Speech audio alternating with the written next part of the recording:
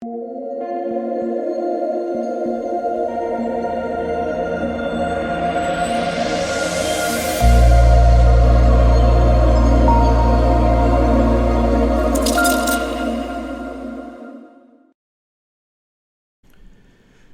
what is going on, guys? It's DK. Back at you with another video here to bring the first Summer League slate of the season. Super excited for this one. We have 6 games in the main slate to go over, and I've been digging into these Summer League rosters for the last day or so, and I cannot wait to talk about this.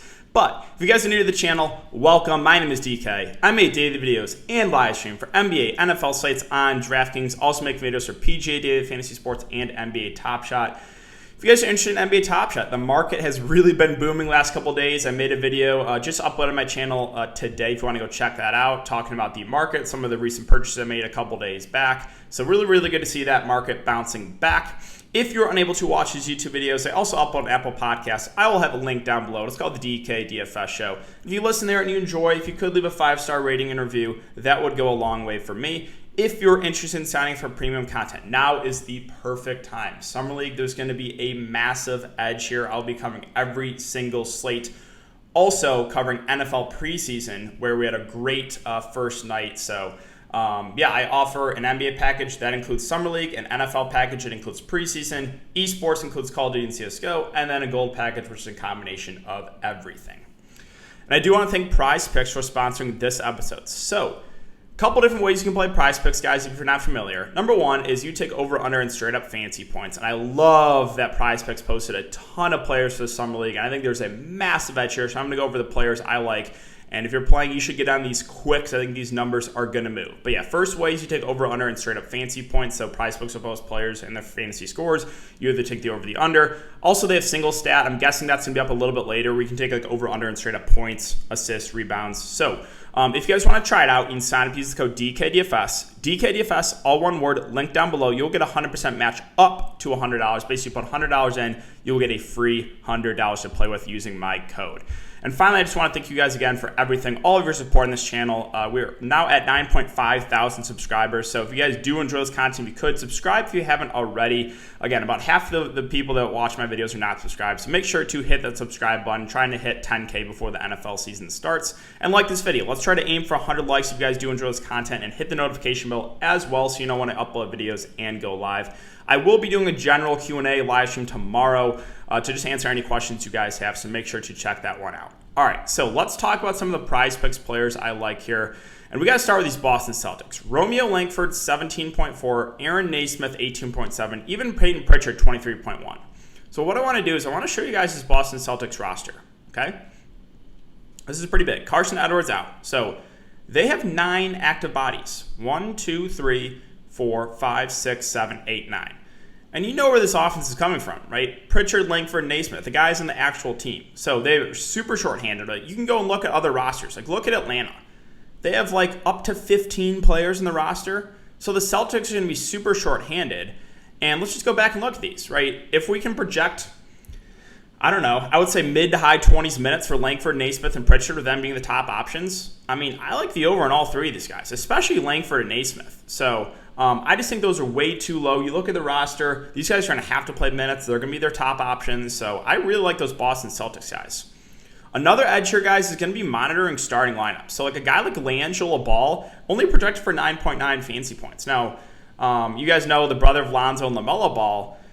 If he ends up picking up the start here, he's most likely going to go over 9 fantasy points. Now, he's not as talented as Lonzo and LaMelo, but he's still a solid player, right? He was in the Pistons Summer League. He was on a couple, he was in the G League. So, LaMelo Ball at 9.9, especially if he starts, that just feels way too low. Now, we have another NBA veteran in Emmanuel Mudiay. Only projected right now for 11.7. Now, again, monitor starters. But, like, if he picks up the start, he's most likely going to go over 11.7. So, again, a lot of these feel too low. One especially here, another one, Isaac Okoro at 18.5. So, they said their main guys are only going to play a couple games, but Okoro is going to handle the ball when he's out there and probably play 25 to 30 minutes. Him and Mobley are only projected to play the first couple of games, but I think they're going to get a lot of minutes when they're out there. So 18.5 just feels way too low for Okoro. Again, if he's going to handle the ball, I like going over on that. So again, they have a ton of players here. But yeah, those are a few that definitely stood out to me, guys. So again, if you guys want to try it out, use my code DKDFS, 100% match up to $100. All right, so with that out of the way, let's jump into this video. I guess really quick, we can go over my lineup here from the last Olympic slate of the season. And went really well, had a sweat. So in the fourth quarter, I was in first in everything, even that big contest, winning like almost $3,000 total. Got caught at the end, but the big reason why I had a massive night here, low-owned Patty Mills. So I talked about this a ton, especially in my Patreon, that I was like, hey, everyone's going to try to jam in Luka again. I like going to Patty Mills for discounted tournaments. I think no one's going to play him. Again, he lost minutes last couple games due to blowouts. So Patty Mills, 14% of this tournament. He was 10% in the big tournament, 62 fantasy points, an absolute must. The rest of my lineup, TLC for value was solid. KD was very chalky, but a good play. Yabusele was obviously the chalk of the chalk. You kind of had to play him a power forward. Landale and K were both a little bit lower owned than they should have been. Like K being only 50%, that was laughable. He was a guy that, yes, he struggled against USA, but was a much better matchup here against Slovenia. And then rounded out with Batum, who started awful but picked it up in the second half. And Nikolic was just literally a punt play. Now, he ended up picking up the start. Not a lot of people saw that. So he was like super, super low owned, and he picked up 2 quick fouls. So again, DFS in a nutshell. But yeah, it was a really, really good night. Had a lot of big wins for Patreon members. So let's see if we can keep it going here for the Summer League, guys. And again, I'm going to try to go a little bit quicker because we have a lot to talk about here. So let's start off with the Portland Trailblazers. And can I ask you guys, what year is it? Right? What Kenneth Faried and Michael Beasley are on this roster. Now, it says he's listed as out. I think some of these are incorrect. So we'll have to keep an eye on what Portland does here. But if Michael Beasley and Kenneth Faried both start, they are underpriced, right? They're veterans, but they're both phenomenal point per minute guys, that being Michael Beasley and that being Kenneth Faried. So what we have to do here is, again, keep an eye on Twitter, see what Portland's going to do with the starting lineup. If Beasley and Kenneth Faried start, they both seem way, way too cheap. Now, Moutier, again, one of the guys I mentioned, a veteran, his PrizePicks like 11? So if he picks up the start, he's going to go over 11.7 fantasy points. Now, for Draftkings, I don't like the price as much on Moutier at 7.2. I think if we get starters for Moutier, Beasley, Faried, I would rather go to Beasley and Faried. CJ Ellaby, again, he was on the end of the bench for Portland. I don't love going there. But yeah, those are the guys that kind of stand out. Again, Portland can do some weird stuff. They can have Beasley and Faried on the roster, but might not play him. So that's why I said it's very, very important. Again, Twitter is going to be your best friend. So keeping up with beat writers, seeing these starting lineups, and yeah, there's going to be an edge. You want to focus on the starters, right? So if you're playing a guy that's not starting, there's a risk that they play limited minutes or get a DNP in general, right? I just want to bring this up. Christian Wood, a couple summer leagues ago, was super, super popular first few slates, and he just didn't play. So that's why I said keeping an eye on starting lineups is going to be massive here. Let's move on to Charlotte. So Charlotte, Vernon Carey Jr. Was kind of on the bench. A couple of guys here on the bench for the team. Vernon Carey Jr., Nick Richards, Grant Riller. Didn't get a ton of playing time. But Vernon Carey Jr. was a guy that, he did have a couple spot starts. And when he stayed out of foul trouble, he was really good. So if he picks up the start here at 6.1K, I do think he's a pretty safe play kind of in the mid-range. Then again, I mentioned LiAngelo Ball at 4.4K. If he picks up the start, I think this is a good price point for him. Again, not as talented as Lonzo or LaMelo, but that seems really, really cheap. So LiAngelo, Vernon Carey, the guys who stand out for me on Charlotte. Moving on to Houston. So they have a lot of rookies here. But we'll start with Kenny Martin Jr. What I like here is they have him listed as a small forward. He is not a small forward. He's like a power forward, almost center. We saw with the Rockets being super shorthanded at the end of the season what Kenny Martin can do. So assuming he starts, I think he plays 25 to 30 minutes. I think he's going to be one of the better spin-ups for sure. Now, a couple other non-rookies here, Kyrie Thomas, Anthony Lamb. These are two guys that, again, saw action at the end of the season. Kyrie Thomas is a guy that can kind of stuff the stat sheet. We saw a couple big games from him with that Rockets team, again, them having 7 to 8 man rotation to end the season. So if he picks up a start, I like him at shooting guard. And then again, we have rookies, Green, Jalen Green at 7.8K. I'm assuming he's going to play big minutes. Don't mind him as a spend up. I do want to mention also Usman Garuba. If you guys follow my Olympic content, he was the guy that got some minutes for Spain when they went a little bit more small against USA. We saw his upside. He's a good rebounder, can block some shots. If he picks up the start, I think he looks like an intriguing value play.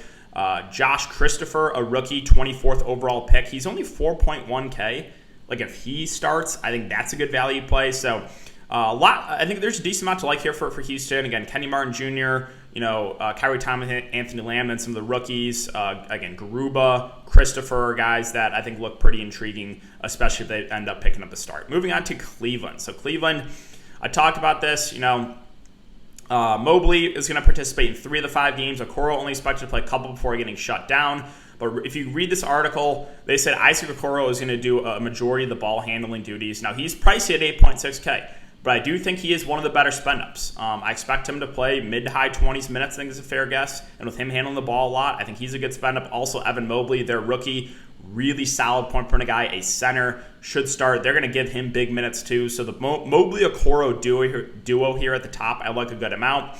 Now, a couple of the guys you probably recognize if you played NBA DFS this year, Broderick Thomas, Lamar Stevens, they're in the end of the bench for Cleveland. If those guys end up picking up a start, I think they make for decent value plays. But I think the offense is mainly going to be Okoro handling the ball and then Mobley down low.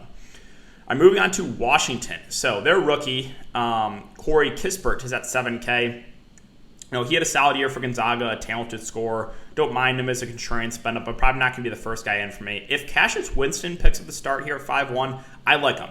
Talented player from MSU. Didn't get a ton of action last year for Washington, but he's a really, really good scorer. So, if Cassius starts, I like that price there, 5.1K.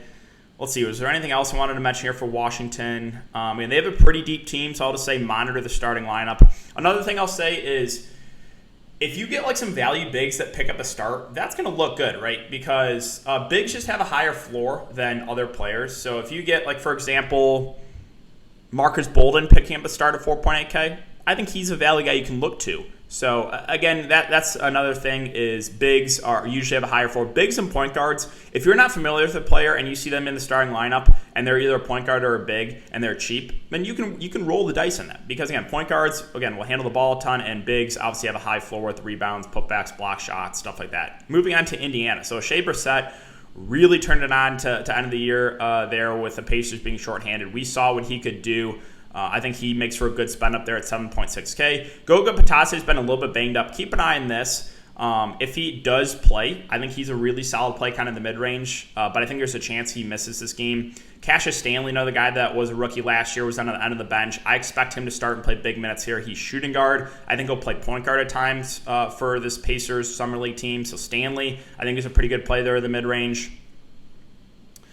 I think that's it. I will mention Amita Brima. He's kind of more of a bruiser big, but if there's no Goga Bitadze, my guess is Amita Brima will pick up a start. If he does, I think he'd be a good value. So I know I sound like a broken record. I know, guys, I'm being annoying. I've said this 4 or 5 times, but starting lineups are going to be key. Things are going to change. Some players, some good players might not play. So going to be big to monitor beat writers and that news. Moving on to Oklahoma City. So Theo Maledon's at the top at 7.1K. Obviously, got a lot of run with his OKC team last year. I think he makes for a pretty solid spend up.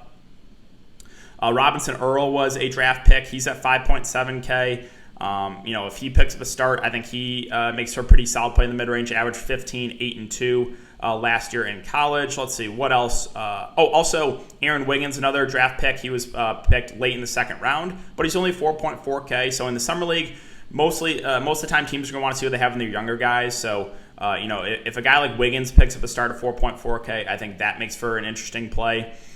We have the GOAT, Charlie Brown. If you guys are familiar with NBA DFS last couple of years, he's been, a guy that is, when teams have been super, super shorthanded, he's gotten some runs. So, Charlie Brown, I think, makes for an intriguing play there at 5.6K. Moving on to Detroit. So Detroit's probably the best team right now in the Summer League. They are super loaded. Saddiq Bey, Cade Cunningham, Isaiah Stewart, if he plays. I'm not sure if he's going to play in this one. Killian Hayes, Sekou, Saban Lee, Luka Garza. This team is just loaded. So, and guys are pricey.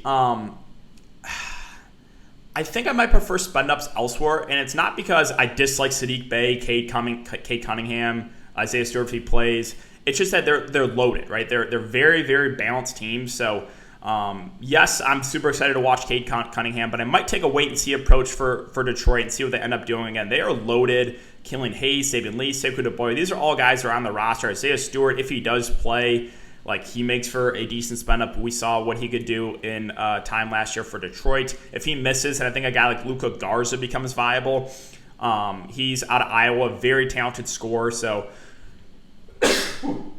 Sorry, guys. I felt that sneeze coming. Garza would probably be a guy that I'd look to if he does end up picking up the start. Like Isaiah Livers out of Michigan was a little bit banged up. But, yeah, this is a team that I don't have a ton of interest in because they are loaded. Moving on to Denver. So I want to show you guys this. Let's see. Where is it at? Sorry, I have a ton of tabs here, so bear with me. All right. This is big. Big news.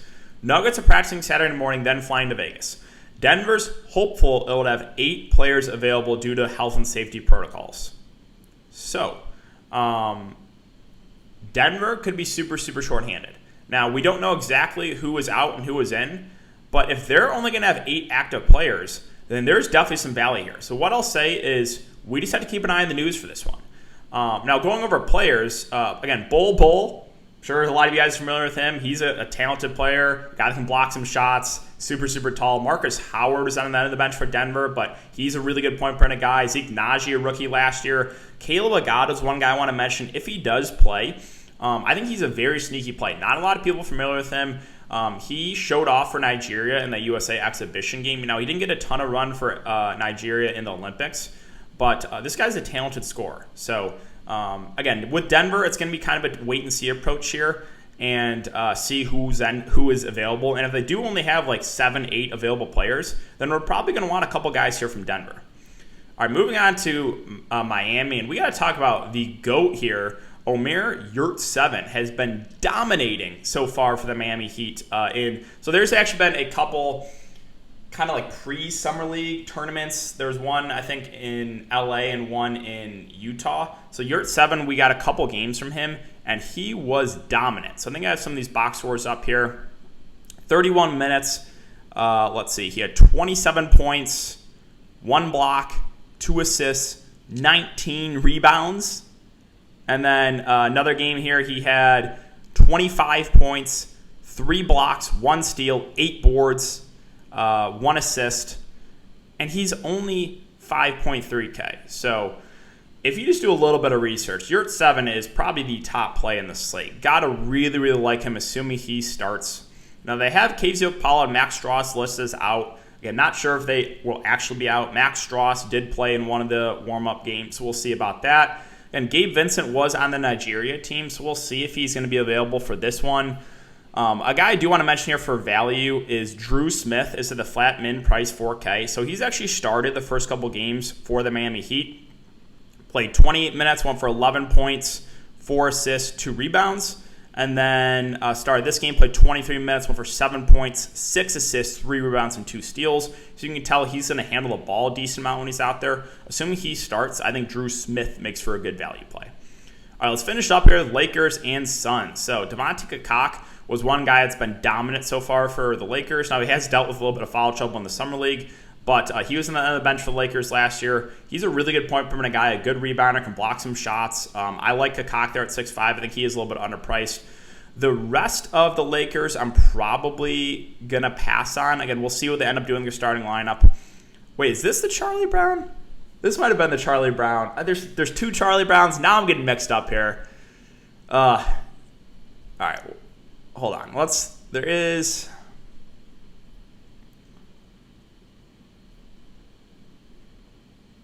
No, that's Sean D. Brown. Okay, never mind. Yeah, Sean D. Brown. Again, he's actually a rookie out of Michigan, but I just want to make sure I got that right. So, yeah, Devontae Kakak's been the guy that's been playing really well for the Lakers. He played 28 minutes, 15 points, 4 assists, 7 boards, 2 steals, and a block. Other guys that I'm getting some minutes, again, AI, Reeves, Sean D. Brown, all sell over 20 minutes. Justin Robinson as well. No one really had big games beside Kakak, so... yeah, starters will be key, but if you get some guys that are cheap that end up picking him to start, then I'm fine rolling the dice there. But Kakak's the main guy I want to talk about. And finally, the Phoenix Suns.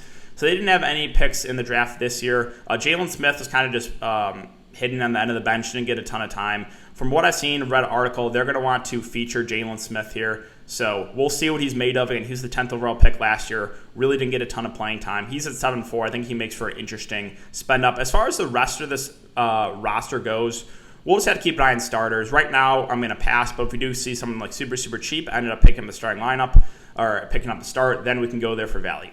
So I know I talked a lot there, guys, but that is going to do it for the video. If you guys have been enjoying the content this far, I would really appreciate if you leave a like button on the video, subscribe if you haven't already, and hit the notification bell so you don't upload videos and you know live. Again, I'll be doing a general Q&A live stream, shorter one tomorrow, but make sure to check that out, answer any questions you guys have. And again, guys, for like the 20th time, I will say Twitter, monitor news, going to be key. Starting lineups, going to be key. Denver as well could be super, super shorthanded, so keep an eye on that one. But thanks again, guys. Have a great day, and I'll see you all tomorrow in the live stream.